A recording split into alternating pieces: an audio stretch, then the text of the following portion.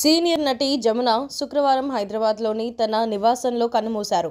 నటిగా ఎన్నో వైవిధ్యమైన పాత్రల్లో నటించిన ఆమె మరణం టాలీవుడ్కి తీరని లోటు. జమున మృతితో టాలీవుడ్లో విషాదం నెలకొంది. జమున 1936 ఆగస్టు 30న హంపీలో పుట్టారు. ఆమె తల్లిదండ్రులు నిప్పాని శ్రీనివాసరావు, కౌసల్యదేవి. ఆయన ఒక వ్యాపారవేత్త.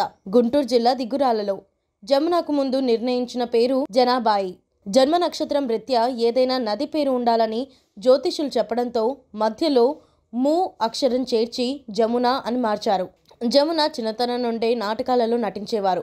జమున తల్లి ఆమెకు శాస్త్రీయ సంగీతం, హార్మోనియంలో శిక్షణ ఇప్పించారు. మా భూమి నాటకంలో జమున ఒక పాత్ర పోషించగా ఆమె అభినయం నచ్చి ఆమెకు పుట్టిల్లు 1953లో నటిగా అవకాశం ఇచ్చారు.